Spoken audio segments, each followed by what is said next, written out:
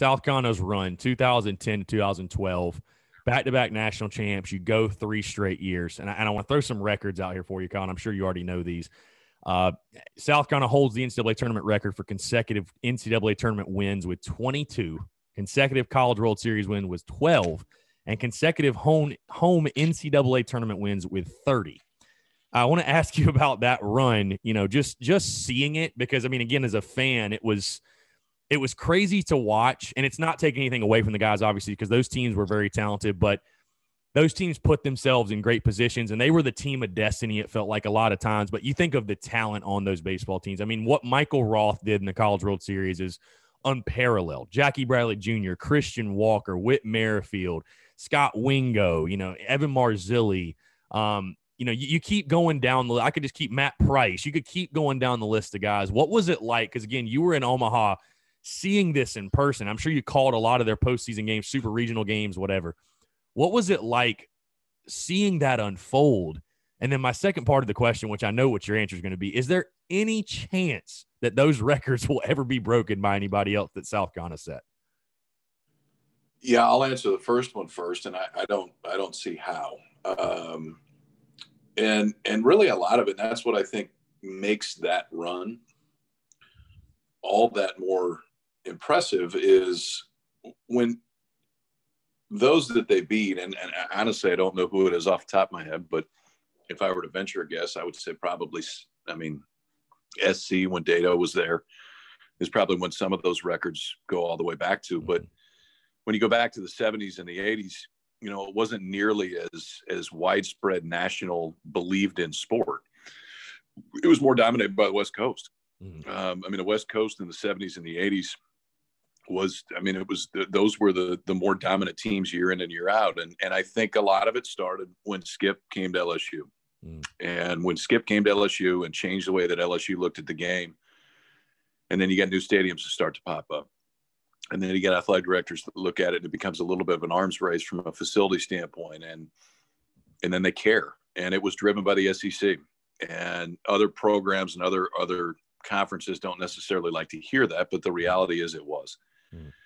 And it made our sport even better because they cared about it so much that others, if they wanted to play the game, had to really care about it too. And others that hadn't before. I mean, I've said this a lot of times, but Kentucky plays in a $45-50 million baseball stadium, and they never played in the College World Series.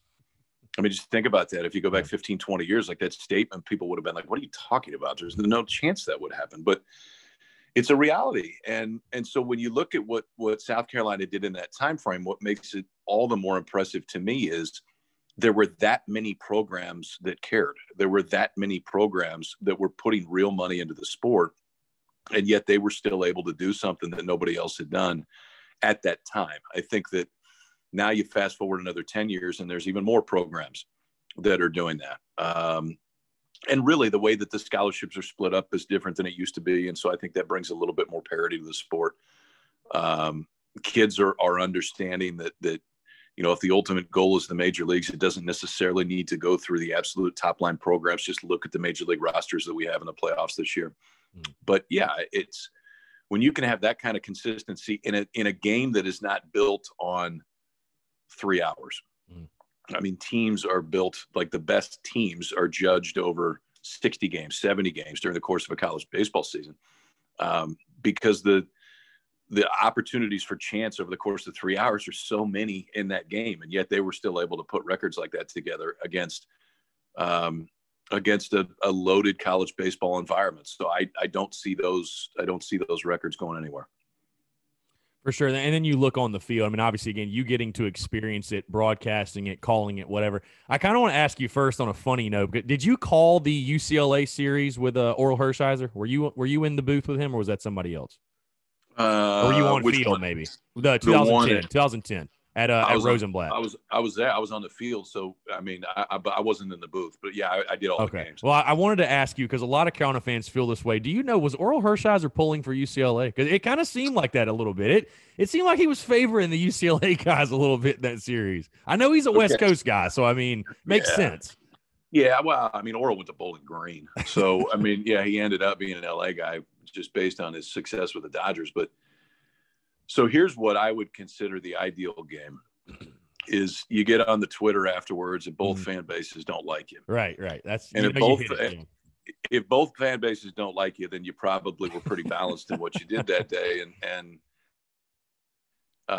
And the other thing is it gets a lot more active when we're doing games in the SEC because the fan bases care so much more. Right. So, no, I mean, I can say with almost 100% certainty that Oral was rooting for a quick game, and because we generally are when there are those situations, and who ultimately won, I don't know if it made much of a difference to him. No, it's funny. I've and I love Oral. I love listening to Oral call games. He's kind of like yourself. I mean, very, very intricate with the game, very in-depth detail. I love listening to him call games. But it's funny. I've had a couple former players on that played on those teams. Like, yeah, I think Hershiser was pulling for UCLA. I'm not 100% sure, but they just love to throw jabs. But again, I want to ask you, just being on the field, seeing it 10, 11, and even 12.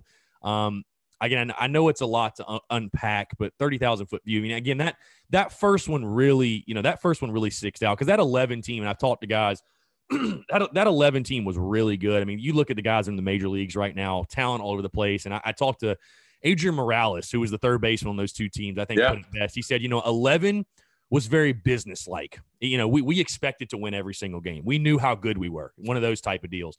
In 10, it was different, and I love it because it was like a bunch of scrappy guys. Like, it felt like, they say baseball is a kid's game. It truly felt like a kid's game. It felt like a bunch of kids going towards one goal and just a bunch of screwballs out there, trying to figure it out. And all of a sudden you look up, Whit Merrifield gets a base hit to right, and you're the College World Series, champions. You're the national champions, and obviously the first one in school history. And again, I think it did wonders for the university. But like you said you were in the dugout, first base dugout, when that happened. I mean, it felt like, I remember when that happened, I didn't even scream, yell, anything. It felt like time stood still there for a second. Unfortunately, I've never been to Omaha, never got to see Rosenblatt, which I hate, and obviously haven't got to see TD Ameritrade. But, as someone, and I'll ask you again, I know you talked about it a little bit earlier, but someone that grew up in Omaha, seeing that, just what are your memories, I guess, from South Carolina specifically on the field, getting that first one, then going back to back? I mean, again, something just so special. And closing out Rosenblatt, opening up TD Ameritrade, no team will ever be able to say that. And I mean, again, just memories from that run that South Carolina had. Yeah. And I got to apologize. Like I have a bad sense of remembering, or of not misremembering, forgetting certain things that happened during a game after the game happens. I compartmentalize it. I don't know why, but 10, what stands out, I mean, I remember when they announced Roth, or had discussed that Roth, I believe he started against Clemson, I think, and maybe had started a game the whole year. And listen, like, this happens so often in the College World Series just because of the condensed version. And if you get in the loser's bracket, you got to fight all the way back, and you end up getting some kid that you're like, who is this guy? Like, and you go look at the numbers and say, all right, well, I mean, it's been a good run, but there's the numbers just say this isn't going to work. And then it worked. And I don't think it's too big of an overstatement to say that a lot of what happened with South Carolina, both in 10 and really the program run from that point forward, you can really put on Ross' shoulders. Because if he goes out and gets bombed and he's out in the second inning, we may not be talking right now. Right. But what he did, and then obviously what he went on to do with the balance of his career, I mean, Witt's hit, I'll always remember. Trevor Bauer was warming up in the bullpen for UCLA at that time. Does history change if Bauer comes into the game? I don't know, but he didn't. The following year, and I don't remember the specifics of this, but I know that Wingo was involved. I was in the third base dugout during this game, and I don't remember who they were playing. The Florida series.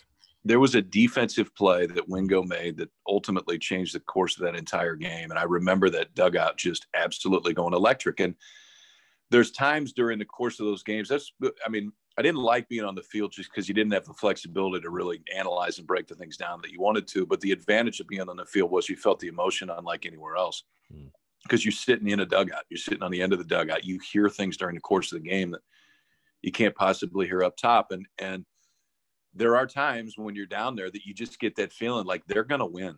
And I don't know how they're going to win or what's going to happen to make them win, but they are going to win. And I just had that feeling with South Carolina 11 when you were around them. And maybe it goes back to what Morales said about the business-like approach and what it was. But 10, you didn't know.